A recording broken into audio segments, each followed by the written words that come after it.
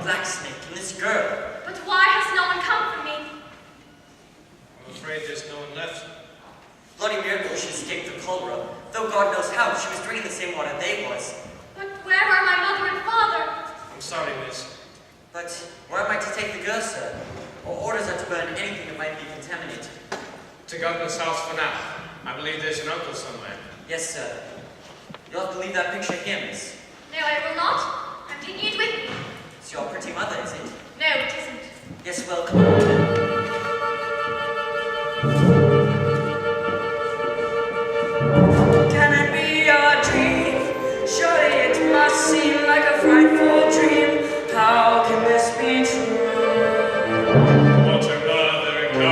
Come, wake her up to play. What's her father say?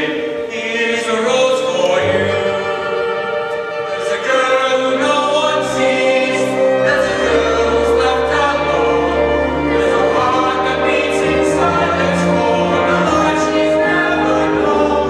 For the life she's never known.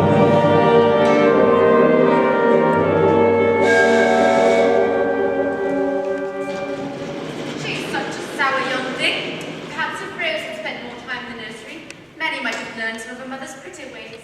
What a nightmare it must have been for the girl to wander up to bed in the middle of the party and wake up the next morning with all of them dead.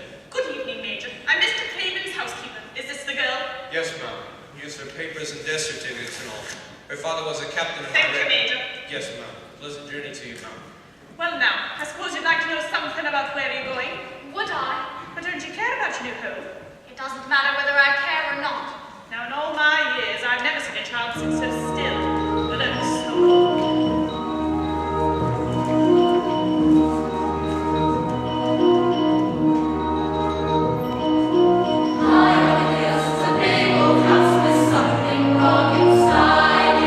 Spirits of the walls and make no effort